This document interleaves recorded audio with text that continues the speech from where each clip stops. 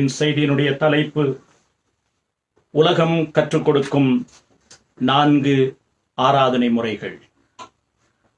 4 false worships induced by the world. அதற்கு ஆதாரமாக தெரிந்து கொள்ளப்பட்ட வசனங்கள் யாத்திராகமம் 8ஆம் அதிகாரம் 25வது வசனம். 4 வசனங்களை முதலாவது உங்கள் முன்பாக வைக்க விரும்புகிறேன். இந்த 4 தவறான ஆராதனை முறைகளும் இதில் இருக்கிறது.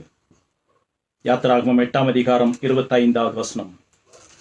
அப்பொழுது பார்வோன் மோசேயையும் ஆரோனையும் அழைப்பித்து, நீங்கள் போய் உங்கள் தேவனுக்கு தேசத்தில் தானே பலியிடுங்கள் என்றான். 28வது வசனம். அப்பொழுது பார்வோன், நீங்கள் உங்கள் தேவனாகிய கர்த்தருக்கு வனாந்தரத்தில் பலியிடும்படிக்கு நான் உங்களை போக விடுவேன். ஆனால் நீங்கள் அதிக தூரமாய் போக வேண்டாம், எனக்காக வேண்டுதல் செய்யுங்கள் என்றான். 3வது வசனம். யாத்திராகமம் 10ஆம் அதிகாரம் 11வது வசனம். பார்வோன் சொல்லுகிறான், அப்படி வேண்டாம், புருஷராகிய நீங்கள் போய் கர்த்தருக்கு ஆராதனை செய்யுங்கள், இதுதானே நீங்கள் விரும்பி கேட்டது என்று சொன்னான். அதே 10ஆம் அதிகாரம் 24வது வசனம். அப்பொழுது பார்வோன் மோசேயை அழைப்பித்து, நீங்கள் போய் கர்த்தருக்கு ஆராதனை செய்யுங்கள், உங்கள் ஆடுகளும் உங்கள் மாடுகளும் மாத்திரம் நிறுத்தப்பட வேண்டும், உங்கள் குழந்தைகள் உங்களுடன் போகலாம் என்றான். இந்த 4 வசனங்களிலும் உலகம் கற்றுக் கொடுக்கக்கூடிய 4 தவறான ஆராதனை வழிமுறைகளை நாம் பார்க்கிறோம். Exodus chapter 8 and verse 25, verse 28, Exodus 10, 11 and 10, 24. These 4 verses suggest the worship, the false worship induced by the world. ஆண்டவர் எகிப்தின் அடிமைத்தனத்திலிருந்து இஸ்ரவேல் ஜனங்களை விடுவிக்கும் போது, நீங்கள் வனாந்தரத்திலே 3 நாள் பிரயாணம் போய் எனக்கு ஆராதனை செய்யுங்கள் என்று தெளிவாக கட்டளையை கொடுத்தார். There are very clear instructions from God that the Israelites would move out of the bondage of Egypt, and they have to travel 3 days into the wilderness to offer sacrifices as part of their worship. 1-2 வசனங்களை பார்க்கலாம். யாத்ரா 3ஆம் அதிகாரம் 12வது வசனம். Exodus chapter 3 and verse 12. அதற்கு அவர், நான் உன்னோடு இருப்பேன், நீ ஜனத்தை எகிப்திலிருந்து அழைத்து வந்த பின் நீங்கள் இந்த மலையில் தேவனுக்கு ஆராதனை செய்வீர்கள் என்று ஆண்டவர் சொன்னார். யாத்ராகமம் 3:18. மறுபடியும் கர்த்தர் சொன்னார், எபிரேயருடைய தேவனாகிய கர்த்தர் எங்களை சந்தித்தார், இப்பொழுதும் நாங்கள் வனாந்தரத்தில் 3 நாள் பிரயாணம் போய் எங்கள் தேவனாகிய கர்த்தருக்கு பலியிடும்படி எங்களை போக விட வேண்டும் என்று சொல்லுங்கள். The instructions are clear that the entire family has to go. They have to leave Egypt. They have to offer sacrifices, and they have to travel for 3 days to offer the due worship unto the living God. இந்த ஜீவனுள்ள தேவனை, இருக்கிறவராகவே இருக்கிறேன் என்று சொன்ன கர்த்தரை குடும்பமாக இஸ்ரவேல் ஜனங்கள் எகிப்தின் அடிமைத்தனத்திலிருந்து வெளியே வந்து 3 நாள் பிரயாணம் போய் வனாந்தரத்திலே அவரை பணிந்து கொள்ள வேண்டும் என்று தெளிவாக கட்டளையிடப்பட்டிருக்கிறது. ஏறத்தாழ 7 முறைக்கு மேலாக எனக்கு ஆராதனை செய்யுங்கள், வனாந்தரத்துக்கு போங்கள், பலியிடுங்கள் என்று ஆண்டவர் சொல்லி இருக்கிறார். There are 7 occasions, different occasions, 7 or more occasions from chapter 3 of Exodus until chapter 10, where the Lord has clearly instructed the Israelites to move out of the bondage of Egypt, to travel to the wilderness for 3 days, and then offer sacrifices. That is the form of worship that God has demanded or bidden the Israelites. இன்னும் 1-2 வசனங்களை பார்க்கலாம். யாத்திராகமம் 4ஆம் அதிகாரம் 23வது வசனம். யாத்திராகமம் 4:23. எனக்கு ஆராதனை செய்யும்படி என் குமாரனை அனுப்பிவிடு என்று கட்டளையிடுகிறேன். அதே போல 5ஆம் அதிகாரம் 1 வசனம், சாப்டர் 5 and verse 1. பின்பு மோசே பார்வோனும் பார்வோனிடத்தில் போய், இஸ்ரவேலின் தேவனாகிய கர்த்தர் வனாந்தரத்திலே எனக்கு பண்டிகை கொண்டாடும்படி என் ஜனங்களை போகவிட வேண்டும் என்று சொல்லுகிறார். 5ஆம் அதிகாரம் 1 வசனத்திலே மறுபடியும் வனாந்தரத்திற்கு போக வேண்டும், பண்டிகை கொண்டாட வேண்டும், இஸ்ரவேலர் எல்லாரும் போக வேண்டும். என் ஜனங்கள் என்றால் பிள்ளைகள், பெண்கள், ஆண்கள் எல்லாருமே. 5ஆம் அதிகாரம் 3வது வசனம், அப்பொழுது அவர்கள், எபிரேயருடைய தேவன் எங்களை சந்தித்தார். நாங்கள் வனாந்தரத்தில் 3 நாள் பிரயாணம் போய் எங்கள் தேவனாய் கர்த்தருக்கு பலியிடும்படி போகவிட வேண்டும். யாத்திராகமம் 5:3 மறுபடியும் நாம் கவனிக்கிறோம், கடவுள் 3 நாள் பிரயாணம் செய்ய வேண்டும், வனாந்தரத்திற்கு போக வேண்டும், பலியிட வேண்டும், குடும்பங்கள் போக வேண்டும் என்றெல்லாம் தெளிவாக சொல்லியிருக்கிறார். 7ஆம் அதிகாரம் 16வது வசனம், 7:16, அவனை நோக்கி, வனாந்தரத்தில் எனக்கு ஆராதனை செய்ய என் ஜனங்களை அனுப்பிவிட வேண்டும் என்று சொல்லுங்கள். Verse 7 and 16 says, again the Lord has bidden the Israelites to travel to the wilderness to offer sacrifices as part of worship. 8ஆம் அதிகாரம் 1 வசனம், அப்பொழுது கர்த்தர் மோசேயை நோக்கி, நீ பார்வோனிடத்தில் போய் எனக்கு ஆராதனை செய்ய என் ஜனங்களை அனுப்பிவிடு என்று சொன்னார். இப்படி தெளிவாக மோசேக்கு தேவன் தம்முடைய ஜனம் எகிப்தை விட்டு புறப்பட வேண்டும், 3 நாள் பிரயாணம் போக வேண்டும், வனாந்தரத்திற்கு போக வேண்டும், பலி செலுத்த வேண்டும், குடும்பத்தோடு கர்த்தரை ஆராதிக்க வேண்டும் என்று தெளிவான விளக்கங்களை, விவரணங்களை கொடுத்திருக்கிறார். There are clear instructions with regard to the worship that God expected, that they have to move out of Egypt, to go into the wilderness with 3 days journey, and then to offer sacrifices that completes worship. The instructions are clear and no ambiguity is involved in the call of God. ஆனால் இஸ்ரவேல் ஜனங்களுக்கு அந்த தேசம் முழுவதும், எகிப்து தேசம் முழுவதும் வாதைகள் வந்த பொழுது பார்வோன் அடிக்கடி தன்னுடைய இருதயத்தை மாற்றிக் கொண்டிருந்தான்.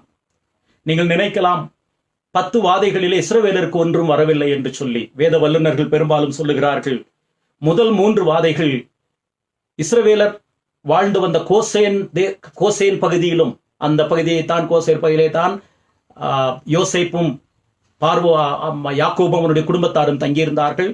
எகிப்து முழுவதும் கோசேர் உட்பட இஸ்ரவேல் ஜனங்கள் தங்கியிருந்த பகுதி உட்பட 3 வாதைகள் அந்த இடத்தையும் தாக்கினது. மற்ற வாதைகள் ஒருவேளை எகிப்தினை மாத்திரம் தாக்கி இருக்க முடியும். ஆகவே 10 வாதைகளிலே 3 வாதைகள் பெரும்பாலான வேத வல்லுநர்கள் சொல்லுவது அது இஸ்ரவேலர்களின் பாதித்தது. மற்ற வாதைகள் அவர்களை நேரடியாக பாதிக்காவிட்டாலும் அவர்களை மறைமுகமாக பாதித்தது. About the 10 plagues that we read in the scriptures,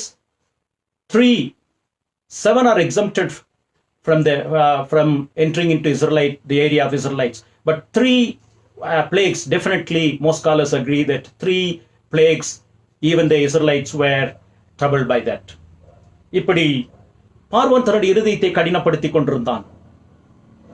வாதை கடினமாக ஆகும்போது 4 வழிமுறைகளை பார்வோன் கடவுளை ஆராதிப்பதை பற்றி கற்றுக் கொடுக்கிறான். We see in this passages Pharaoh, the king of Egypt, suggesting 4 methods, 4 types of how to worship this living God. இந்த ஜீவனுள்ள தேவனை எப்படி ஆராதிக்க வேண்டும் என்று பார்வோன் கற்றுக் கொடுக்கிறதை நாம் பார்க்கிறோம். நான் சொல்லுகிறேன், நான் உங்களை போக விட மாட்டேன், நீங்கள் இவ்வளவு தூரம் போங்கள், நீங்கள் இங்கே இருங்கள், நீங்கள் பிள்ளைகளோடு போக வேண்டாம், ஆடு மாடுகளை நீங்கள் கொண்டு போக வேண்டாம், நான் சொல்லுகிறேன் என்று திரும்ப திரும்ப பார்வோன் கடவுளுடைய ஜனங்கள் அவரை, ஜீவனுள்ள தேவனை, தங்களை மீட்டெடுத்த கர்த்தரை, எகிப்திலிருந்து புறப்பட பண்ணின தேவனை அவருடைய ஜனங்கள் எப்படி ஆராதிக்க வேண்டும் என்று பார்வோன் கற்றுக் கொடுக்கிறான்.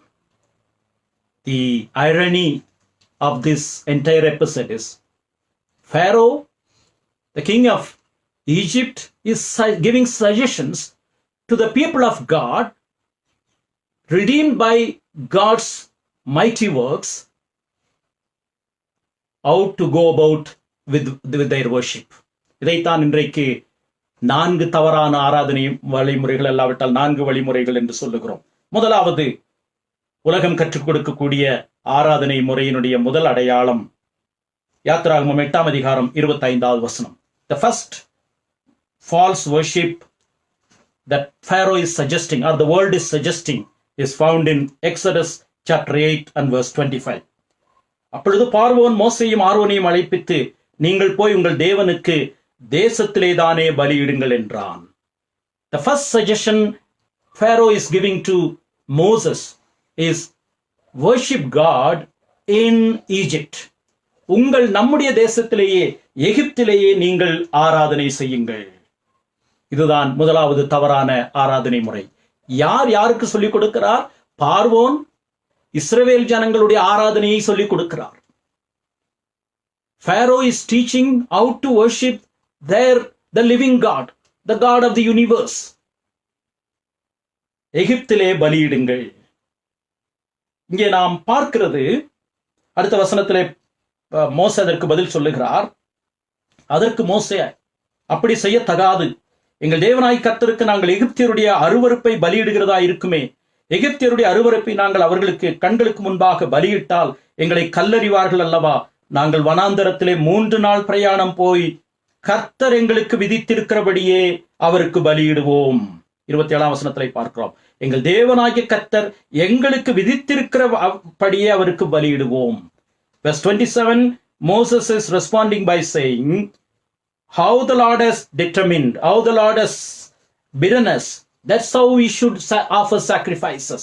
We have to travel to the wilderness. We cannot offer sacrifice to the living God in Egypt. எகிப்திலே நாங்கள் அருவருப்பை நாங்கள் பலியிட முடியாது. நாங்கள் பலியிடுகிற அந்த பலியினுடைய சாரம்சம் எகிப்தியர்களுக்கு அருவருப்பாய் இருக்கும் பொழுது எங்களுடைய ஆராதனை தொந்தரவு செய்யப்படும், வீணாக பிரச்சனை வரும், அவர்கள் எங்களை கல்லறிவார்கள். எங்களுடைய ஆராதனை, அதனுடைய தன்மை, அதனுடைய மேன்மை குறைந்துவிடும். முதலாவது, உலகம் கற்றுக் கொடுக்கிற முதலாவது தவறான ஆராதனை முறை, உலகத்தை விட்டு பிரியாமல் நீங்கள் தேவனை ஆராதியுங்கள். Without separation you worship God. அருமையானவர்களே, without separation worship is totally meaningless. உலகத்தை விட்டு பிரிக்கப்படாமல் என்னுடைய ஆராதனை தேவன் பிரியமாய் அங்கீகரிக்கிற ஆராதனையாய் இருக்க முடியாது. பார்வோன் அல்லாவிட்டால் உலகம் வேண்டுமென்றால் அந்த ஆராதனை முறையை கற்றுக் கொடுக்க முடியும். மத்தேயு எழுதின சுவிசேஷம் 4ஆம் அதிகாரத்தில் இயேசு கிறிஸ்துவை சோதிப்பதற்காக பிசாசு வந்த பொழுது என்ன செய்கிறான்? மத்தேயு எழுதின சுவிசேஷம் 4ஆம் அதிகாரம் 8ஆம் வசனத்திலிருந்து 10ஆம் வசனம் வரைக்கும். Matthew chapter 4 verses 8 to 10. During the temptation of our Lord Jesus Christ, the devil, Satan is suggesting that he prostrate before him to worship so that he would offer the glory that he was showing to Christ. இயேசு கிறிஸ்துவை உயர்ந்த மலையின் மேல் கூட்டிக் கொண்டு போய் உலகத்தின் சகல ராஜ்யங்களையும் அவைகளின் மகிமையும் அவருக்கு காண்பித்து, நீர் சாஷ்டாங்கமாய் விழுந்து என்னை பணிந்து கொண்டால் இவைகள் எல்லாம் உமக்கு தருவேன் என்று சொன்னான். அப்பொழுது ஆண்டவர் என்ன சொன்னார்? உன் தேவனாகிய கர்த்தரை பணிந்து கொண்டு அவர் ஒருவருக்கே ஆராதனை செய்வாயாக என்று எழுதியிருக்கிறதே என்றார். The Lord has responded by saying, worship the Lord alone, the Creator alone. பிரிவு இல்லாமல் ஆராதனை கிடையாது. அப்படி என்றால் நாம் இந்த உலகத்தை விட்டு பிரிந்து வனாந்திரத்திலே போய் ஆண்டவரை ஆராதிக்க வேண்டுமா? வேதம் அப்படி சொல்லவில்லை. அதற்கான சில வசனங்களை வேகமாக பார்க்கலாம். இது மிக முக்கியமானது. யாத்திராகமம் 10ஆம் அதிகாரம் 7ஆம் வசனத்திலேயே பார்வோனுடைய ஆலோசனைக்காரர்கள் என்ன சொல்லுகிறார்கள் என்று பார்க்கலாம். Let's observe the counselors of Pharaoh, what they tell Pharaoh to do. Exodus chapter 10 and verse 7. அப்பொழுது பார்வோனுடைய ஊழியக்காரர் அவனை நோக்கி, எந்த மட்டும் இந்த மனிதன் என்றால் மோசே நமக்கு கண்ணியா இருப்பான், தங்கள் தேவனாகிய கர்த்தருக்கு ஆராதனை செய்ய அந்த மனிதரை போகவிடும். எகிப்து அழிந்து போனதை நீர் இன்னும் அறியவில்லையா? Exodus 10:7 says, the counsel that was given to Pharaoh is, release the people, let the people go out of this land to worship their God. Haven't you seen the calamity that is upon Egypt, எகிப்து அழிந்து போனதை நீர் இன்னும் காணவில்லையா? அந்த வாதைகள் ஒவ்வொன்றாக அடுக்கடுக்காக வந்த பொழுது இந்த ஆலோசனைக்காரர்கள் என்ன சொல்லுகிறார்கள்? எகிப்து அழிந்து போயிற்று. The foundation is shaken. எகிப்தினுடைய தெய்வங்கள் எல்லாம் அடிக்கப்பட்டார்கள். அந்த 10 வாதைகள் வந்ததற்கு காரணம் அந்த 10 வாதைகளும் எகிப்தினுடைய தெய்வங்களினுடைய அடையாளங்கள். ஆகவே தேவன் எல்லாவற்றையும் ஆளுகிறார் என்பதற்கு அடையாளமாக எகிப்தினுடைய 10 வாதைகள் அந்த அவர்கள் நம்பி இருந்த நம்பிக்கையினுடைய அந்த தேவர்கள் மேல் வந்தது. அப்படி என்றால் உலகம் என்றால் என்ன? இந்த ஆலோசனைக்காரர் சொல்லுகிறார்கள், ஏற்கனவே எகிப்து எவ்வளவு பாடுபட்டு கொண்டிருக்கிறது, அழிந்து கொண்டிருக்கிறது, அழிந்து விட்டதே, இன்னும் இந்த ஜனங்களை பிடித்து ஏன் வைத்திருக்கிறீர்கள், அவர்களை அனுப்பிவிடுங்கள் என்று சொன்னார். இந்த உலகம் நிரந்தரம் இல்லாதது என்பது இதை நமக்கு ஞாபகப்படுத்துகிறது. This world is temporal world. நாம் ஏற்கனவே 1918 வருஷம் ஒரு பெரிய இதை போன்ற உலகளாவிய ஒரு கொள்ளை நோய் வந்திருக்கிறதை பற்றி படிக்கிறோம். அதற்கு முன்பு நிறைய கொள்ளை நோய்கள் வந்திருக்கிறது, இடையிலே பூகம்பங்கள் வந்திருக்கிறது. இன்றைக்கும் COVID-19 என்று சொல்லக்கூடிய இந்த தொற்று வியாதினாலே உலகத்தின் பெரும்பகுதிகள் அழிந்திருக்கிறார்கள், மனிதர்கள் மரித்திருக்கிறார்கள். மாத்திரமல்ல, பொருளாதாரம் சீர்குலைந்திருக்கிறது, சமூக கட்டமைப்புகள் சீர்குலைந்திருக்கிறது, மனிதர்களுடைய வேலைகளுக்கு பிரச்சனை வந்திருக்கிறது. We see all around for ages together calamities after calamities. 1918 there was a pandemic that swept across the entire cosmos, the world. And now in between there were earthquakes, fight between groups and people, and famine, flood. So there are instances to prove that this world is not a permanent place for us. இந்த உலகம் நமக்கு நிரந்தரமானது அல்லது என்பதை இந்த இயற்கையின் மேல் வருகிற தாக்கங்கள் நமக்கு சொல்லுகிறது. ஏற்கனவே நாம் இதை படித்தோம். இந்த இயற்கையினுடைய சீற்றங்கள் எல்லாம் வருவதற்கு காரணம் தேவனுடைய சாயலாக படைக்கப்பட்ட நீங்களும் நானும் கடவுளுடைய வார்த்தைக்கு கீழ்ப்படியாதபடியினாலே சிருஷ்டிப்பின் மகுடமாகிய நாம் இந்த சிருஷ்டிப்பினுடைய மற்ற எல்லா ஜீவராசிகளையும் அழித்துக் கொண்டிருக்கிறோம். We were created in God's image. Because of our disobedience, the entire creation is suffering and they are longing for a permanent solution. Their reactions suggest that man has fallen. இப்படி விடுதலை இல்லாமல், பிரிவு இல்லாமல் ஆராதனை கிடையாது. அந்த பிரிவினுடைய சாரம்சம் என்ன? உலகத்தை விட்டு நாம் பிரிந்து வனாந்தரத்திலே போய் இருக்க வேண்டியது அல்ல. உலகம் என்று சொன்னால் வேதம் என்ன சொல்லுகிறது என்பதை பார்க்க வேண்டும்.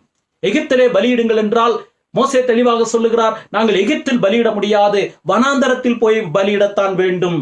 We cannot offer sacrifice to this living God from Egypt and in Egypt. We have to travel to the wilderness. அங்கே வனாந்தரம் என்கிற வார்த்தை பயன்படுத்தப்படுகிறது. வனாந்தரம் என்று சொல்லும் போது இந்த உலகத்தின் ஈடுபாடுகளும் இந்த உலகத்தின் இழுப்புகளும் நம்மை மாற்றி விடுகிற ஒரு இடம். உலகம் என்றால் என்ன என்று நீங்கள் யோசிக்கலாம். உலகத்துக்கு 1-2 விளக்கங்களை கொடுக்க விரும்புகிறேன். இது மிக முக்கியமானது. 1 யோவான் 2 அதிகாரம் 15 வசனத்திற்கு வருவோம். We have to understand what world that we are talking about.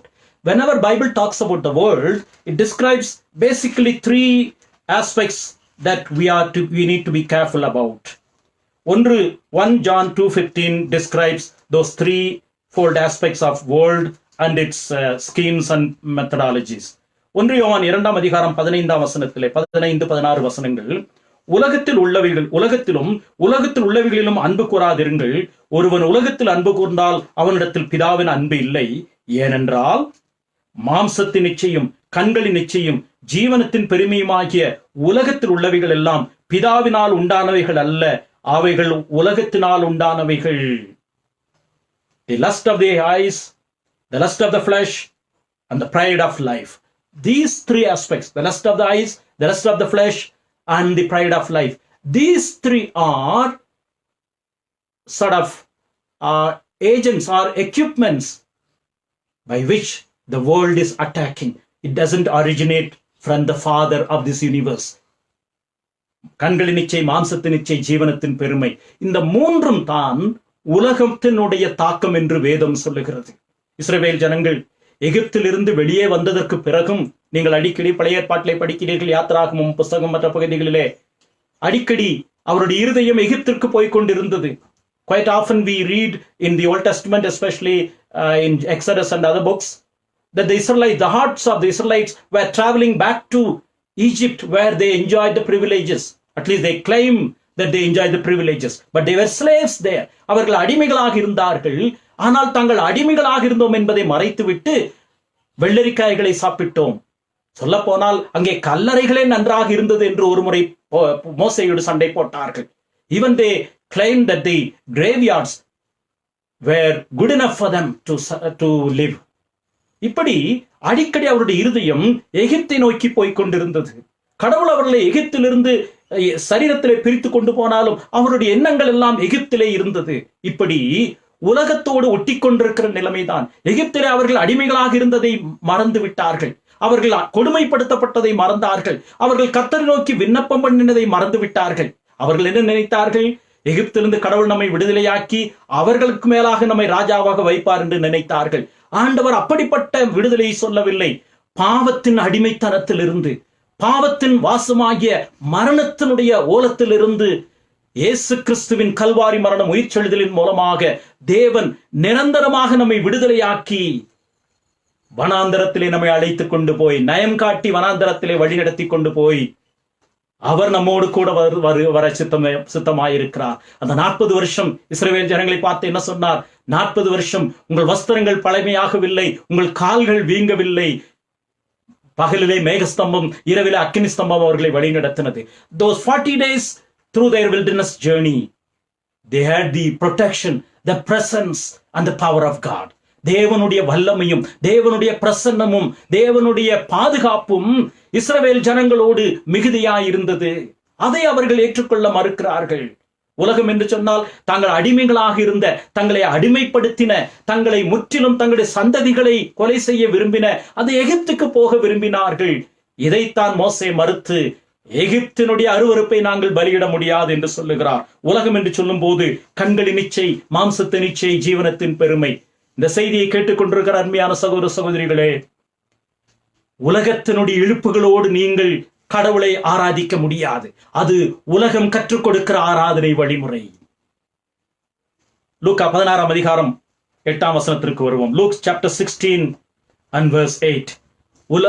தேவனுடைய வார்த்தை முழுமையான பிரிவை சொல்லுகிறது. ஆராதனைக்கு முழுமையான பிரிவு அவசியம் என்று வேதம் சொல்லுகிறது. Complete separation is a biblical mandate for true worship. லூக்கா 16 அதிகாரம் 8 வசனத்திலே இப்படி நாம் படிக்கிறோம். ஆண்டவராகிய இயேசு கிறிஸ்து இந்த உலகத்தை பற்றி சொல்லும்போது என்ன வார்த்தையை பயன்படுத்துகிறார்? அநீதியுள்ள உக்கிரானக்காரன் புத்தியை செய்தான் என்று எஜமான் கண்டு அவனை மெச்சிக்கொண்டான். இவ்விதமாய் ஒளியின் பிள்ளைகளை பார்க்கிலும் இந்த பிரபஞ்சத்தின் பிள்ளைகள் என்ற வார்த்தையை பயன்படுத்துகிறார். The children of this world.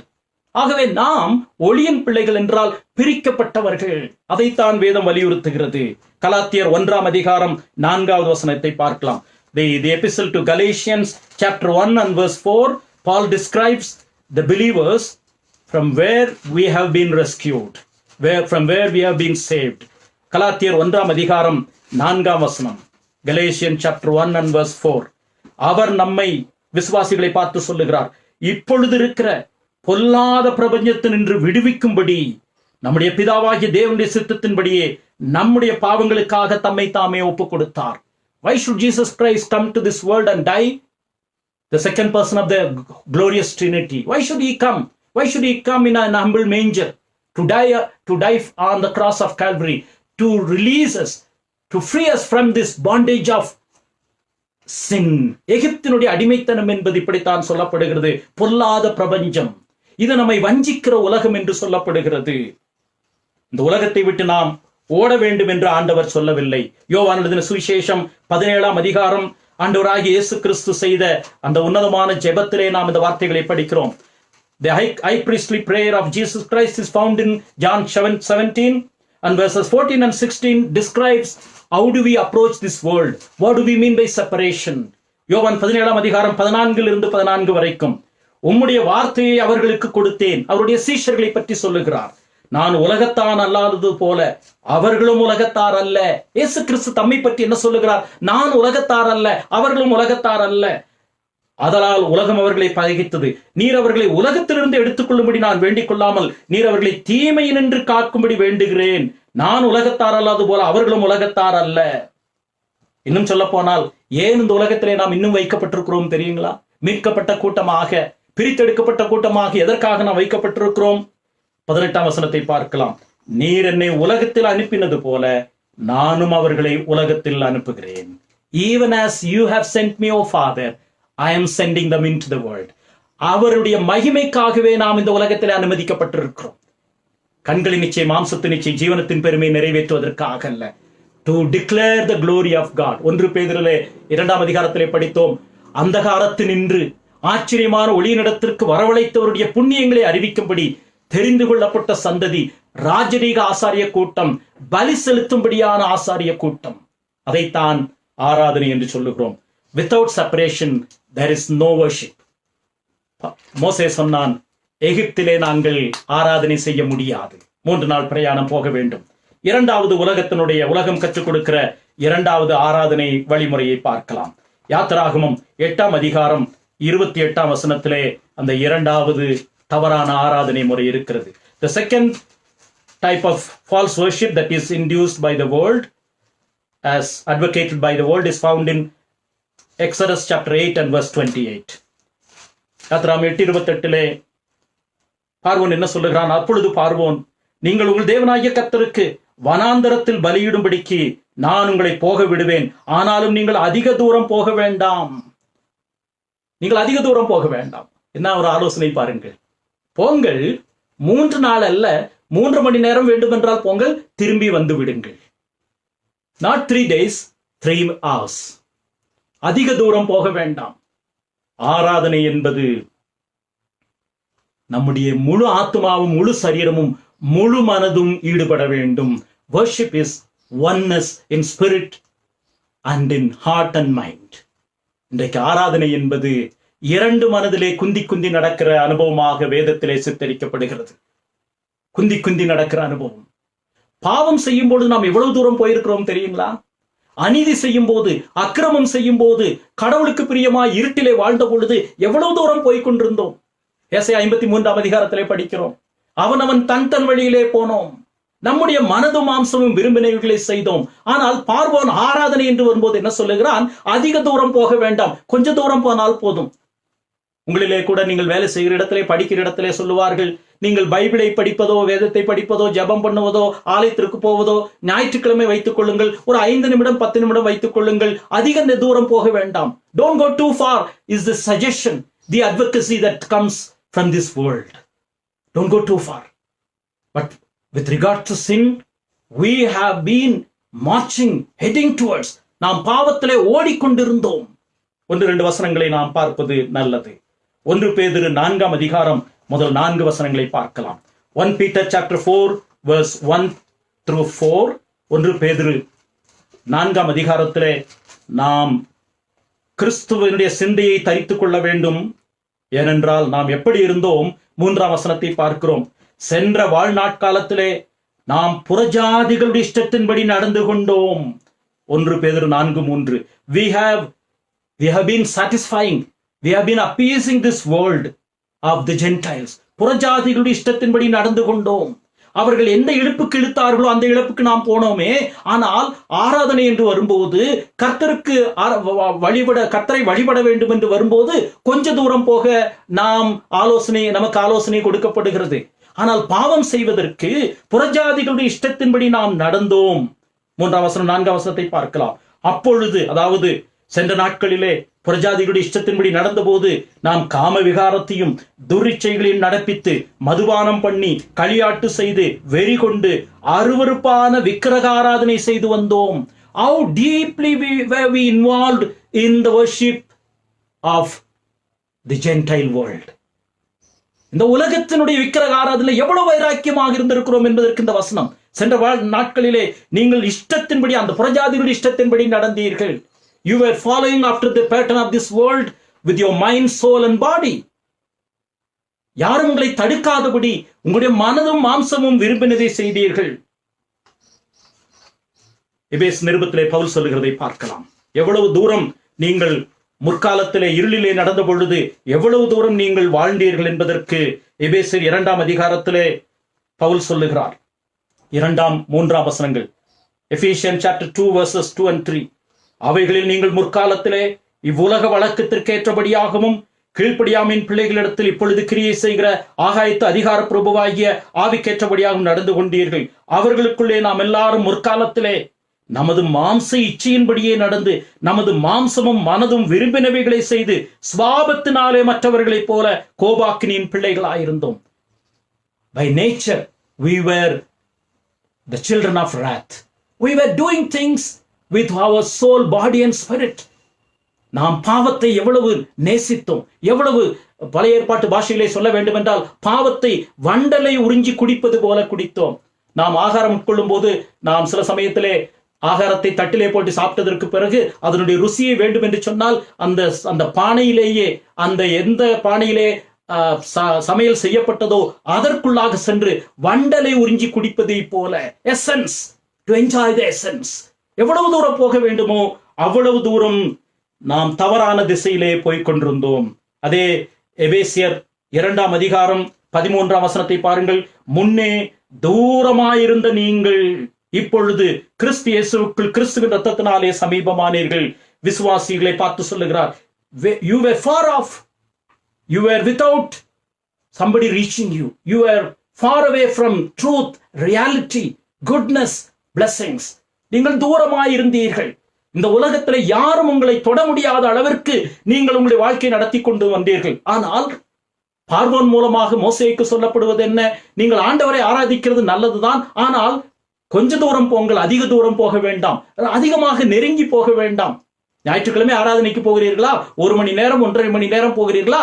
அது போதும். மற்ற நாட்கள் நீங்கள் உங்கள் இஷ்டப்படி வாழலாம். அதற்கு பிறகு நீங்கள் ஆலயத்திற்கு போகலாம். பழைய ஏற்பாட்டு பாஷையிலே மறுபடியும் சொல்ல வேண்டும் என்று சொன்னால் 1 ராஜாக்கள் 18ஆம் அதிகாரம் 21ஆம் வசனத்திலே எலியா இஸ்ரவேல் ஜனங்களை பார்த்து சொல்லுகிறான். 1 ராஜாக்கள் 18ஆம் அதிகாரம் 21வது வசனம். 1 Kings chapter 18 and verse 21. அப்பொழுது எலியா சகல ஜனத்தண்டைக்கும் வந்து, நீங்கள் எந்த மட்டும் 2 நினைவுகளால் குந்தி குந்தி நடப்பீர்கள். கர்த்தர் தெய்வமானால் அவரை பின்பற்றுங்கள், பாகால் தெய்வமானால் அவரை பின்பற்றுங்கள் என்றான். How far would you waver between two opinions? The oscillation between two opinions is the dangerous thing in worship. கர்த்தர் தெய்வமானால் அவரை முழு இருதயத்தோடும் முழு ஆத்துமாவோடும் முழு மனதோடும் பின்பற்ற வேண்டும். 3 நாட்கள் பிரயாணம் என்பது வேதத்திலே ஆண்டவராகிய இயேசு கிறிஸ்துவினுடைய பல்வேறு அடையாளங்கள் சொல்லப்படுகிறது. அவர் மரணம் வரை நமக்காக போய் சிலுவையின் மரண பரியந்தம் நம்மை தாழ்த்தி கீழ்ப்படிந்து நம்மை மீட்டெடுப்பதற்காக அவர் சிலுவையிலே அடக்கம் பண்ணப்பட்டு பாடுபட்டு அடக்கம் பண்ணப்பட்டு உயிர் செழுந்த அந்த வல்லமையினாலே நாம் விடுவிக்கப்பட்டிருக்கிறோம். It cannot be half-hearted. It cannot be half-baked approach when it comes to worship. அதிக தூரம் போக வேண்டாம் என்று உலகம் சொல்லுகிற ஆலோசனை நாம் தள்ளிவிட வேண்டும். எபேசியர் நிருபம் என்பது முதல் 3 அதிகாரத்திலே பொக்கிஷத்தை சொல்லுகிறார். அடுத்த 3 அதிகாரத்திலே பொறுப்பை சொல்லுகிறார். The first 3 chapters of Ephesians, the glorious chapter on church and its aspects. The first 3 chapters narrate the privileges, the riches, and then the remaining 3 chapters describe the responsibilities, riches and responsibilities. பொக்கிஷமும் பொறுப்பும். இந்த காலையிலே இந்த செய்தியை கேட்கிற நாம், நம்முடைய ஆராதனை உலகம் கற்றுக் கொடுக்கிற ஆராதனையாக இருக்கிறதா? ஞாயிற்றுக்கிழமையிலிருந்து அடுத்த ஞாயிற்றுக்கிழமை வரையிலே நாம் ஆலயத்திற்கு போகவில்லை, நாம் ஆலயமாகவே போகிறோம். We are not entering into the sanctuary, going to sanctuary. We are God's sanctuaries. நாம் தேவனுடைய ஆலயமாக்கப்பட்டிருக்கிறோம். இயேசு கிறிஸ்துவனுடைய கிரயத்தினாலே நாம் தேவனுடைய ஆலயமாக்கப்பட்டிருக்கிறோம். அதிக தூரம் அல்ல, ஆழமாக போக வேண்டும். இன்னும் கடவுளிடத்திலே நெருங்கி நிற்க வேண்டும். எவ்வளவு தூரத்திலே நாம் இன்றைக்கு கடவுளை ஆராதிப்பதிலே நின்று கொண்டிருக்கிறோம். 3வது யாத்திராகமம் 10ஆம் அதிகாரம் 11ஆம் வசனத்திலே 3வது ஆராதனை முறை அங்கே பார்வோனால் மோசேக்கு கற்றுக் கொடுக்கப்படுகிறது. The third type of kind of false worship that is induced or advocated by Pharaoh is found in Exodus chapter 10 and verse 10 and 11. 10ஆம் 11ஆம் வசனத்தை பார்க்கலாம். அப்பொழுது அவன் பார்வோன் சொல்லுகிறான், 8ஆம் வசனத்திலே சொல்லுகிறார், நீங்கள் போய் உங்கள் தேவனாய் கர்த்தருக்கு ஆராதனை செய்யுங்கள் என்று சொல்லி யார் யார் போகிறார்கள் என்று கேட்டான். அப்பொழுது அவன், நான் உங்களையும் உங்கள் குழந்தைகளையும் எப்படி விடுவோனோ அப்படியே கர்த்தர் உங்களோடு இருப்பாராக, எச்சரிக்கையாயிருங்கள், உங்களுக்கு பொல்லாப்பு நேரிடும். அப்படி வேண்டாம், புருஷராகிய நீங்கள் போய் கர்த்தருக்கு ஆராதனை செய்யுங்கள். only men you could go. நீங்கள் போய் ஆராதியுங்கள். அப்படி என்றால் அர்த்தம் என்ன? ஆண்கள் போய் ஆராதித்தால் மனைவிமாரும் பிள்ளைகளும் எகிப்திலே அவர்களுடைய இல்லங்களிலே இருந்தால் இவர்கள் ஆராதித்து விட்டு மறுபடியும் தங்களுடைய பிள்ளைகளையும் தங்களுடைய மனைவி குடும்பங்களையும் பார்ப்பதற்கு மறுபடியும் எகிப்திற்கு வர வேண்டுமே. The notion why Pharaoh is advocating that men should go is simply to suggest or to gain the idea that the men folk who have gone to worship God would have to come back to their respective families, to their wives and children. மறுபடியும் திரும்பி வர வேண்டும் என்பதைத்தான் இங்கே வலியுறுத்துகிறதை நாம் பார்க்கிறோம். கடவுளை ஆராதிப்பதற்கு பார்வோன் சொல்லுகிற வரமுறை பாருங்கள். 7ஆம் வசனத்திலே ஆராதனை செய்ய போங்கள் என்று சொல்லுகிறான். Verse 7 of Exodus 10, Pharaoh is suggesting you can go and worship as if he is the master. He is the one who is demanding worship. No, but he is having the caveat. You men, you go and you come back. இந்த இடத்திலே நாம் பார்ப்பது மனிதர்கள் நீங்கள் போங்கள் என்று சொல்லுகிறார். ஆராதனை என்பது குடும்பம் முழுவதையும் உள்ளடக்கியது. இன்னொரு வகையிலே சொல்ல வேண்டும் என்று சொன்னால், worship involves discipline and the system of family. ஆராதனை என்பது குடும்பத்தையும் குடும்பத்தில் இருக்கக்கூடிய ஒழுக்கத்தின் வரைமுறையும் சித்தரிக்கிறது.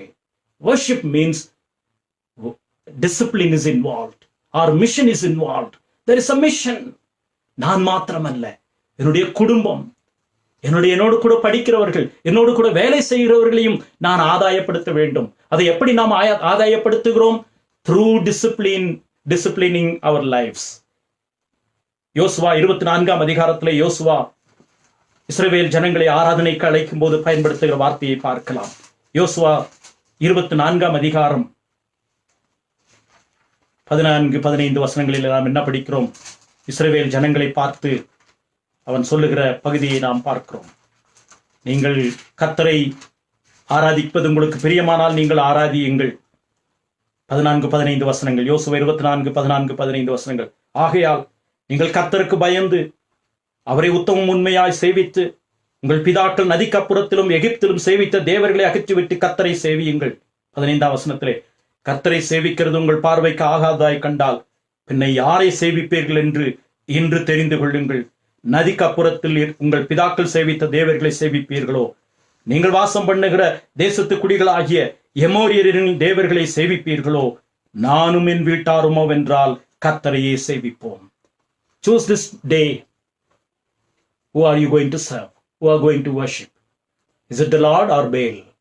If the Lord is God and you want to follow and worship him, follow him wholeheartedly. But as for me and my house, we will serve the Lord. குடும்பம் என்று சொல்லும்போது ஒரு வரைமுறை இருக்கிறது, ஒரு ஒழுங்கு இருக்கிறது, அங்கே சிக்ஷையும் இருக்கிறது. There is always discipline involved in a system. ஆராதனை என்பது வரைமுறை உட்பட்டது. தேவன் தம்மை ஆராதிப்பவர்கள் குடும்பமாக ஆராதிக்க வேண்டும் என்று சொல்லுகிறார். குடும்பம் என்று சொல்லும்போது தகப்பனுடைய பணி, அவருடைய பொறுப்பு, மனைவியினுடைய பொறுப்பு, பிள்ளைகளுடைய பொறுப்பு, சகோதர சகோதரிகளுடைய பொறுப்பு, ஒவ்வொருவருடைய பொறுப்பும் நிர்ணயிக்கப்பட்டிருக்கிறது. ஒருவேளை இவர்கள் எகிப்தை விட்டு தனியே போய் ஆண்டவரை ஆராதிக்க போய்விட்டால் இங்கே குடும்பங்களுடைய நிலைமை என்ன? அவர்களுக்கு ஏதாவது நேரிட்டால் குடும்பத்தினுடைய தன்மைகள் என்ன? இப்படி பார்வோன் என்ன சொல்லுகிறான்? ஆண்கள் மாத்திரம் போங்கள், பிள்ளைகளையும் பெண்களையும் இங்கே விட்டு விடுங்கள், ஏனென்றால் அவர்கள் திரும்பி வர வேண்டும் என்பதற்காக இந்த காரியத்தை சொல்லுகிறான். ஒரு பக்தன் அருமையாக சொல்லுகிறார், சபை பெரிய குடும்பம், குடும்பம் சிறிய சபை. மறுபடியும் சொல்ல விரும்புகிறேன், சபை என்பது பெரிய குடும்பம், குடும்பம் என்பது சிறிய சபை. ஆங்கிலத்திலே church big family, family a small church. எபேசு நிருபத்திலே நாம் படிக்கிறோம். எபேசியர் 3ஆம் அதிகாரம் 14ஆம் வசனத்தை நாம் பார்க்கலாம். சபை பற்றிய குடும்பத்தினுடைய கோணத்தை பவுல் சொல்லுகிறதை நாம் பார்க்கிறோம். எபேசியர் 3ஆம் அதிகாரம் 14ஆவது வசனம். Ephesians chapter 3 and verse 14. இது நிமித்தம் நான் பரலோகத்திலும் பூலோகத்திலும் உள்ள முழு குடும்பத்திற்கும் நாமக்காரர் ஆகிய நம்முடைய கர்த்தராகிய இயேசு கிறிஸ்துவினுடைய பிதாவை நோக்கி முழங்கால் படியிட்டு, நீங்கள் அவருடைய ஆவினாலே உள்ளான மனுஷனில் வல்லமையாக பலப்படவும், சகல பரிசுத்தவான்களோடும் கூட கிறிஸ்துவனுடைய அன்பின் அகலம் ஆழம் நீளம் ஆழம் உயரம் இன்னதென்று அறிந்து நீங்கள் சகல பரிபூர்ணத்தால் நிறைப்பப்பட வேண்டிக் கொள்ளுகிறேன். பருவன் சொல்லுகிறான், ஆண்கள் மாத்திரம் போங்கள், ஆராதனை செய்யுங்கள், அப்புறம் பார்க்கலாம். அவன் திரும்பி வாருங்கள் என்று கூட சொல்லவில்லை. நீங்கள் ஆண்கள் போகலாமே, you men can go, but the Lord has clearly stated earlier in the earlier passages that we have read, it is clearly stated and told by God that the entire family, the entire household of Israelites have to travel to the wilderness to offer sacrifices. அவர்கள் குடும்பமாக புறப்பட்டு போய் வனாந்தரத்திற்கு போய் கர்த்தரை ஆராதிக்க வேண்டும். ஆதியாகமம் 22ஆம் அதிகாரத்தில் ஆபிரகாமை தேவன் தன்னுடைய ஏகபுத்திரனும் தன்னுடைய குமாரனுமாகி ஈசாக்கை, ஒரே புத்திரன் நேசபுத்திரன், அவனை பலியிட வேண்டும் என்று ஆண்டவர் கேட்டார். ஆண்டவர் கேட்ட பொழுது அவன் புறப்பட்டு அதிகாலையிலே சேனம் கட்டி புறப்பட்டு போகிறான். அந்த சேனம் என்கிற வார்த்தை அருமையான வார்த்தை. 3ஆம் வசனம், ஆதியாகமம் 22:3. ஆபிரகாம் அதிகாலையில் எழுந்து தன் கழுதையின் மேல் சேனம் கட்டி என்றால் கடவுளுடைய ஆராதனைக்கு எந்த விதமான தடையும் இல்லாமல் வைக்காமல், எந்தவித சாக்கு போக்குக்கும் இடம் வைக்காமல் அவன் எல்லாவற்றையும் ஆயத்தப்படுத்தி கொண்டு போகிறான். Genesis 23:22 talks about the preparation that Abraham made when God has bidden him to offer sacrifices. He has prepared everything. No excuse could be given along the way. ஆண்டவர் பலியிட சொல்லிவிட்டார், அவரை ஆராதிக்க அழைத்து விட்டார். தீக்குச்சி இல்லை என்று சாக்கு சொல்லக்கூடாது, விறகு இல்லை என்று சாக்கு சொல்லக்கூடாது. இன்னும் சொல்ல போனால் அவருடைய மகன் கூட சொல்லுகிறான், அப்பா நமக்கு எல்லாமே இருக்கிறது என்று கேட்கிறான். 7ஆம் வசனத்திலே பார்க்கிறோம். அப்பொழுது ஈசாக்கு தன் தகப்பனாகிய ஆபிரகாமை நோக்கி, என் தகப்பனே என்றான். அதற்கு அவன், என் மகனே இதோ இருக்கிறேன் என்றான். அப்பொழுது அவன், இதோ நெருப்பும் கட்டையும் இருக்கிறது. அதாவது சேனம் கட்டி என்றால் நெருப்பும் கட்டையும் எல்லாம் இருக்கிறது. ஆண்டவரை ஆராதிப்பதற்கு தன்னுடைய ஞானத்தை கொண்டு தன்னுடைய உறவுகள் தன்னுடைய சூழ்நிலைகளிலே எல்லாவற்றையும் ஆயத்தப்படுத்தி ஆராதனைக்கு போகிறான். தகன பலிக்கு ஆட்டுக்குட்டி மாத்திரம் கிடையாது, அதை ஆண்டவர் நமக்காக அவர் ஆயத்தப்படுத்தி வைத்திருக்கிறார். அதை அவர் நிறைவேற்றி முடித்தார். கல்வாரியிலே அவர் தம்முடைய சரீரத்தை நமக்காக ஊற்றி, அவர் இரத்தத்தை சிந்தி நம்முடைய பாவத்திற்கு வர வேண்டிய தண்டனை அவர் செலுத்தி விட்டார். இந்த இடத்திலே நாம் என்ன படிக்கிறோம்? 22ஆம் அதிகாரம் 5ஆம் வசனத்திலே ஆபிரகாம் தன் வேலைக்காரரை நோக்கி, நீங்கள் கழுதையை நிறுத்தி இங்கே காத்திருங்கள், நானும் பிள்ளையாண்டானும் அவ்விடம் மட்டும் போய் தொழுது கொண்டு உங்களிடத்திற்கு திரும்பி வருவோம். As for me and my son, you tarry here. As for me and my son, we would go, offer sacrifices and will come back. அந்த ஆழமான விசுவாசமான ஆழமான வார்த்தை. ஈசாக்கை பலியிடு என்று சொன்னார், திரும்பி வருவேன் என்றுதான் இலக்கணத்திலே சொல்லி இருக்க வேண்டும்.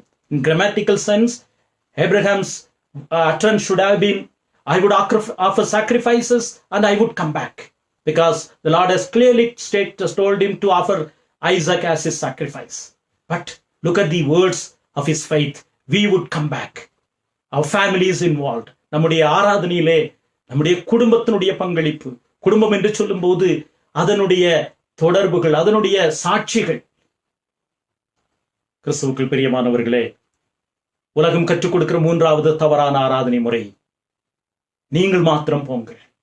ஆனால் ஆராதனையிலே சுவிசேஷ பணி இருக்கிறது. மற்றவர்களையும் அழைத்துக் கொண்டு வர வேண்டும். ஒரு பெரிய குடும்பத்தின் மக்கள் நாம். ஆண்டவராகிய இயேசு கிறிஸ்து சொன்னார், என்னுடைய சத்தத்தை கேட்கிற அநேக ஆடுகள் இருக்கிறது, அவைகளையும் நான் கொண்டு வர வேண்டும். ஒரே மேய்ப்பனும் ஒரே மந்தையுமாய் இருக்கும். There will be one shepherd, one entire family, one sheep in a fold. 3வது தவறான ஆராதனை முறை,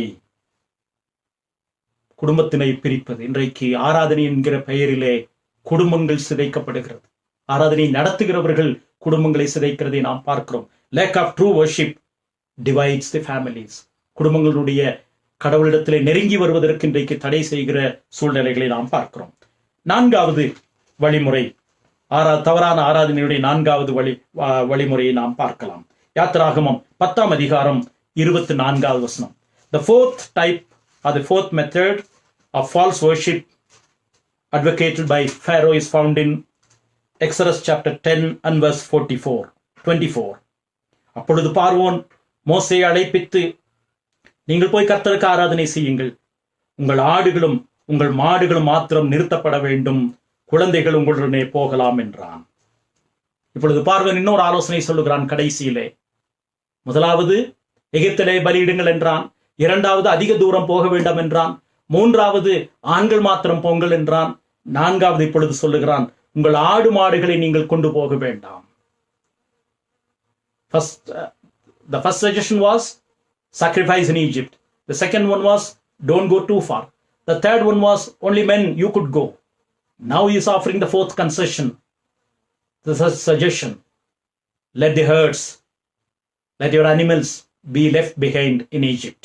அவனுக்கு தெரியும் இவர்கள் பலி செலுத்தாமல் ஆராதிக்க முடியாது. இவர்களுடைய ஆராதனையுடைய அம்சமே பலியிலே அடங்கி இருக்கிறது. Without sacrifice, Christian worship is nothing. பலி இல்லாமல் வேதம் சொல்லுகிற ஆராதனை முறை என்பது எந்த இடத்திலுமே கிடையாது. பார்வோனுக்கு தெரியும் இவர்கள் ஆடு மாடுகள் இல்லாமல் போனால் இவர்களால் பலி செலுத்த முடியாது, அவர்களுக்கு பலி செலுத்த தெரியாது. அவர்களுடைய ஆராதனையின் முக்கிய அம்சம், மைய அம்சம் பலி செலுத்த வேண்டும். இஸ்ரவேல் தேசத்திலே அவருடைய தேவாலயத்திலே தினந்தோறும் பலி செலுத்தப்பட்டு கொண்டே இருக்கும், தீபம் எரியப்பட்டிருக்கும். மாத்திரமல்ல, பலி ஒரு பலி அல்லாவிட்டால் இன்னொரு பலியாக பலிகள் செலுத்தப்பட்டு கொண்டே இருக்கும். இந்த பின்னணியிலே தான் பார்வோன் சொல்லுகிறான், நீங்கள் போங்கள், ஆராதனை செய்யுங்கள், ஆடு மாடுகளை விட்டு விட்டு போங்கள். அப்பொழுது மோசே சொல்லுகிற பதிலானது என்ன? 25-26 வசனங்களை அருமையாக சொல்லுகிறது. அதற்கு மோசே, நாங்கள் எங்கள் தேவனாய் கர்த்தருக்கு படைக்கும் பலிகளையும் சர்வாங்க தகன பலிகளையும் நீர் எங்கள் கையிலே கொடுக்க வேண்டும். எங்கள் மிருக ஜீவன்களும் எங்களோட கூட வர வேண்டும், ஒரு குளமும் பின் வைக்கப்படுவதில்லை. அடுத்த வார்த்தை, எங்கள் தேவனாகிய கர்த்தருக்கு ஆராதனை செய்வதற்கு அவைகளிலிருந்து எடுக்க வேண்டும். இன்னதை கொண்டு கர்த்தருக்கு ஆராதனை செய்வோம் என்பது நாங்கள் அங்கே போய் சேரும் அளவும் எங்களுக்கு தெரியாது. We do not know what God would demand from us. ஆராதனையிலே கடவுளுடைய எதிர்பார்ப்பு இருக்கிறதா என்பதை பார்க்க வேண்டும். இன்றைக்கு ஆராதனை என்னுடைய எதிர்பார்ப்பு என்று ஆகிவிட்டது. என்னுடைய எதிர்பார்ப்பு என்று வரும்போது பலி அங்கே இல்லை என்று அர்த்தம். Worship has become what pleases me, what satisfies me. The subjectiveness of worship is highlighted than the object of worship. யார் ஆராதிக்கப்பட வேண்டும், அவருடைய விருப்பம் என்ன? தேவன் ஆவியாய் இருக்கிறார். அவரை தொழுது கொள்ளுகிறவர்கள் ஆவியோடும் உண்மையோடும் அவரை தொழுது கொள்ள வேண்டும். தம்மை ஆராதிக்கிறவர்கள் இப்படிப்பட்டவர்களாய் இருக்க வேண்டும் என்று பிதாவானவர் விரும்புகிறார். Those who worship God or the Father expects the worshipper has to have these kind of qualities.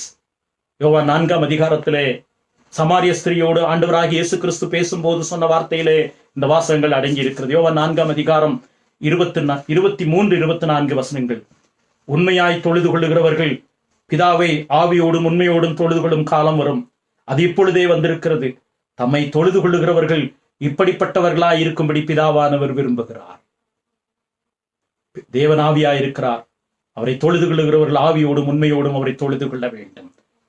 The Father who demands worship expects us. The worshipper should have these ingredients. They should have these ingredients. They should have these qualities. இந்த உலகத்திலே இன்றைக்கு கடவுள் விரும்புகிற ஆராதனையுடைய அம்சம் இல்லை. நன்றாக கவனிப்போம். பிசாசு ஆராதனையை விரும்புகிறான், கடவுள் ஆராதனைக்கு தகுதியானவர். Satan expects worship. The living God deserves a worship. சாத்தான் ஆராதனையை விரும்புகிறான். இயேசு கிறிஸ்துவிடத்திலே சொன்னான், என்னை பணிந்து கொள்ளுங்கள், இந்த உயர்ந்த மலையின் மேல் கூட்டிக் கொண்டு இங்கு யாருமே கிடையாது, நாம் இருவர் மாத்திரம் இருக்கிறோம், என்னை பணிந்து கொண்டால் உலகத்தில் உள்ள எல்லாவற்றையும் தருகிறேன் என்று சொல்லுகிறான். Satan demands worship. God deserves our worship. இந்த காலையிலே அந்த ஆராதனையை நாம் பின்பற்றுகிறோமா? பலி இல்லாமல் ஆராதனை கிடையாது. ரோமர் 12ஆம் அதிகாரம் முதல் வசனம், ரோமன்ஸ் 12:1. அப்படி இருக்க சகோதரரே, நீங்கள் உங்கள் சரீரங்களை பரிசுத்தமும் தேவனுக்கு பிரியமாக ஜீவபலியாக ஒப்புக் கொடுக்க வேண்டும் என்று தேவனுடைய இரக்கங்களை முன்னிட்டு உங்களை வேண்டிக் கொள்ளுகிறேன். இதுவே நீங்கள் செய்யத்தக்க புத்தியுள்ள ஆராதனை. Let your bodies be offered as a living sacrifice. நம்முடைய சரீரத்தின் அவயவங்கள், சரீரத்தின் ஒவ்வொரு உறுப்பும் கர்த்தர் ஜீவனோடு அனுமதித்திருப்பது, இந்த ஒவ்வொரு நாடி நரம்பும் திசையும் கடவுள் கொடுக்கிற ஜீவனினுடைய நன்மையினை அனுபவிப்பது, அது அந்த சரீரத்தை நாம் பரிசுத்தமும் பிழையற்றதுமாக தேவனுக்கு ஒப்புக் கொடுக்கப்பட அழைக்கப்படுகிறோம். இது புத்தியுள்ள ஆராதனை. இதைத்தான் தியாகம் என்று சொல்லுகிறோம். பழைய ஏற்பாட்டில் ஒரு படம் இருக்கிறது. 2 சாமுவேல் 24ஆம் அதிகாரத்திலே 2 Samuel chapter 24 and verse 20, wherein which we see King David had come to offer God the worship, and a subject called Avana was offering his land for David to offer the sacrifices, and David says, without costing me, without something cost me, I cannot worship God. Worship cost us something. 2 Samuel 24ஆம் அதிகாரம் 24ஆம் வசனத்தை பார்க்கலாம். 2 Samuel 24:24. ராஜா அர்வனாவை பார்த்து, அப்படி அல்ல, நான் இலவசமாய் வாங்கி என் தேவனாகிய கர்த்தருக்கு சர்வான பகல்களை தகன பலிகளை செலுத்தாமல் அதை உன் கையிலே விலை கிரயமாய் வாங்குவேன் என்று சொன்னான். 2 Samuel 24:24. I would rather buy from my possession which costs me to offer sacrifice to God rather than offering it free of cost. Worship involves sacrifice. நாம் தேவனுடைய ஆலயத்திற்கு வரும்போதெல்லாம் எந்த பிரதிக்னியை, எந்த பிரதிஷ்டை செய்து போகிறோம்? கர்த்தருடைய கையில் சமூகத்திலே வெறும் கையாய் வரக்கூடாது என்று வேதம் சொல்லுகிறது. வெறும் கை என்று பொழுது காணிக்கை மாத்திரமல்ல. இந்த காணிக்கையை கொடுத்து விட்டால் கடவுள் உங்களை ஆசீர்வதிப்பார் என்று சொல்லுகிறார்கள். உங்கள் காணிக்கை எதற்கு? உங்களுடைய தகன பலிகள் எதற்கு? உங்களுடைய பலிகளும் மற்றவைகளும் அடையாளங்களும் எதற்கு? உங்களுடைய இருதயம் கீழ்ப்படிதலும் நொறுங்குண்ட நறுங்குண்டும் இருதயம் தான் அவசியம் என்பதை வேதம் வலியுறுத்துகிறது. இந்த அண்ட சராசரங்களையும் படைத்த தேவன் நீங்கள் கொடுக்கிற, நாம் கொடுக்கிற அந்த பொருட்களினாலே தம்மை ஆதாயப்படுத்திக் கொள்ளுகிறவல்ல, அதை வைத்து சாப்பிடுகிறவர் அல்ல. ஜீவனையும் சுவாசத்தையும் கொடுக்கிற அவர்தாமே ஆராதனைக்கு பாத்திரமானவர். அர்ப்பணிப்பு இல்லாமல், விலைக்கிரயம் இல்லாமல் ஆராதனை கிடையாது. கடவுளுடைய குணாதிசயம் இறுதியாக சொல்லி முடிக்க விரும்புகிறேன். கடவுளுடைய குணாதிசயம் வேதத்திலே 2 பிரிவாக இருக்கிறது. God's attributes are two separate identities, have two separate identities. There are two divisions in God's nature, attribute that are described in the scriptures. தேவனுடைய குணாதிசயம் என்பது 2 பிரிவுகளாக வேதத்திலே சொல்லப்படுகிறது. ஒன்று, தேவனுக்கு என்று மாத்திரமுள்ள பிரத்யேகமான குணம். Number 1, the incommunicable attribute of God, the exclusive attribute of God. இரண்டாவது, நாம் பங்கு கொள்ளக்கூடிய தேவனுடைய குணாதிசயங்கள், the communicable attribute of God, the relative attribute of God. தேவனுடைய குணாதிசயங்கள், the exclusive, the relative, the incommunicable, the communicable. தேவனுடைய குணாதிசயம் தேவனுக்கென்று மாத்திரமுள்ள பிரத்யேகமானது, நாம் பங்கு கொள்ளக்கூடிய குணாதிசயங்கள். 1-2 வசனங்களை பார்க்கலாம். தேவனுக்கென்று மாத்திரமுள்ள பிரத்யேகமான குணாதிசயங்கள், the incommunicable attributes of God. ஏசாயா 40ஆம் அதிகாரம் 18வது வசனம். இப்படி இருக்க தேவனை யாருக்கு ஒப்பிடுவீர்கள்? எந்த சாயலை அவருக்கு ஒப்பிடுவீர்கள்? With whom you can compare God with. ஏசாயா 40ஆம் அதிகாரம் 25வது வசனம். இப்படி இருக்க என்னை யாருக்கு ஒப்பிடுவீர்கள்? எனக்கு யாரை நிகராக்குவீர்கள் என்று பரிசுத்தர் சொல்லுகிறார். இன்னும் யாத்திராகம் 3ஆம் அதிகாரத்திலே இருக்கிறவராகவே இருக்கிறேன் என்று சொன்னார். I am who I am. இப்படி தேவனுக்கென்று மாத்திரமுள்ள பிரத்யேகமான குணங்கள், the incommunicable attributes, இந்த உலகத்தில் யாரும் பங்கு போட முடியாது.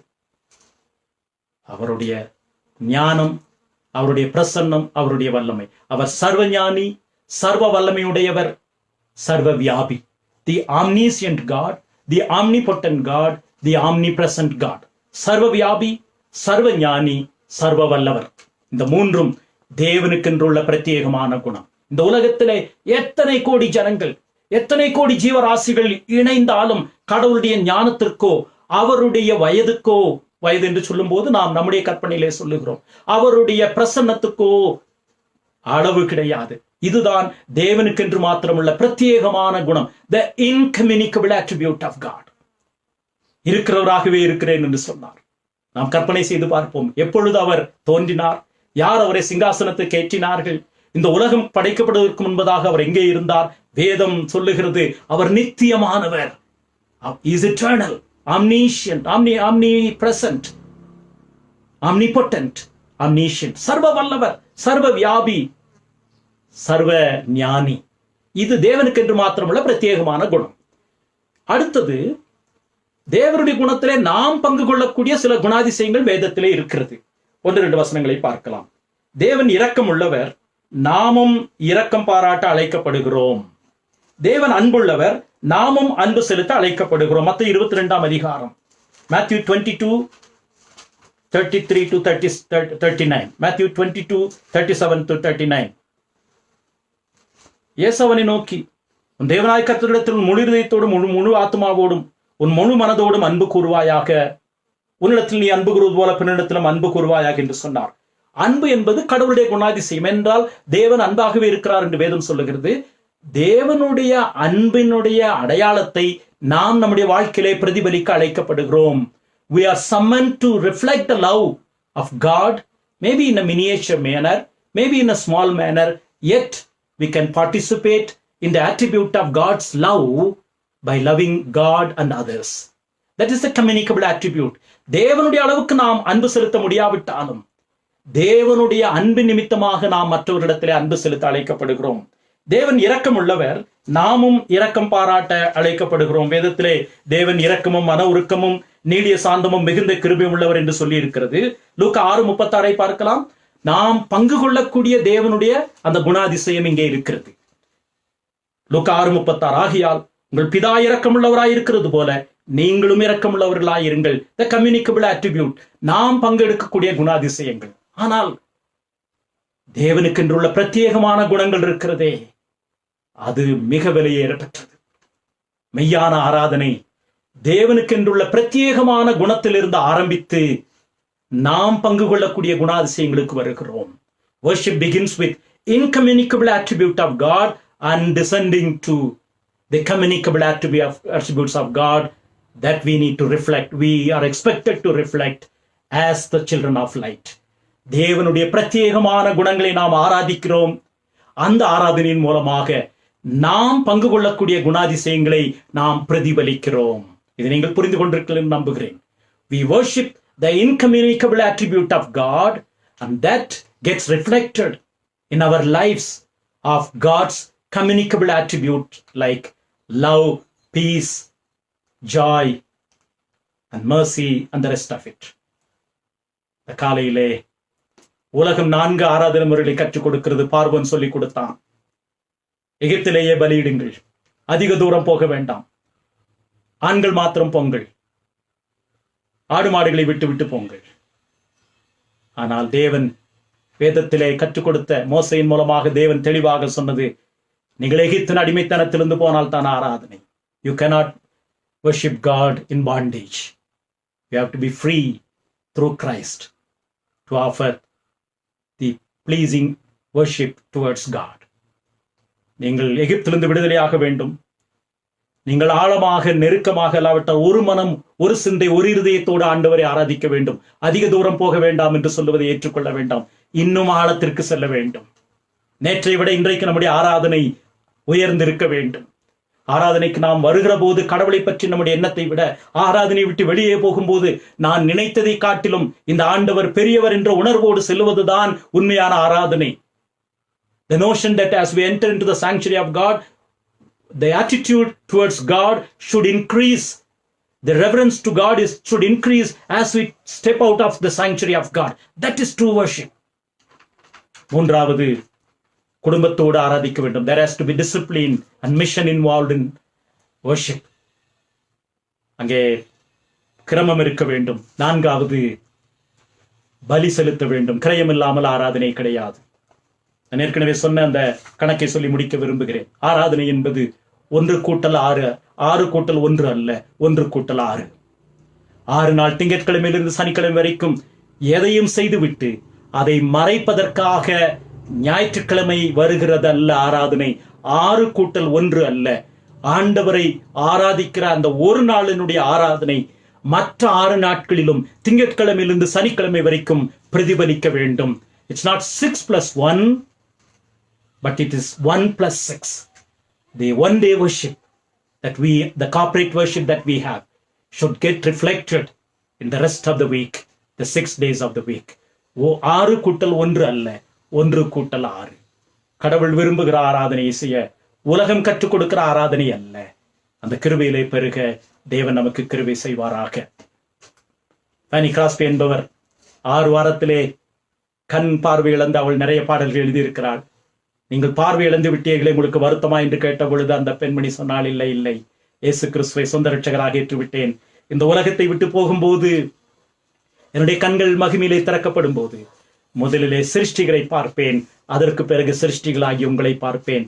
நான் அதிக பாக்கியம் பெற்றவர்கள் என்று சொன்னார். இந்த கிருபையிலே பெருக காணக்கூடாத பிரத்யேகமான தேவனுடைய குணாதிசயத்தை ஆராதிப்பதன் மூலமாக காணக்கூடிய அவருடைய பண்புகளிலே நாம் பங்கெடுப்போம். இது ஆராதனை.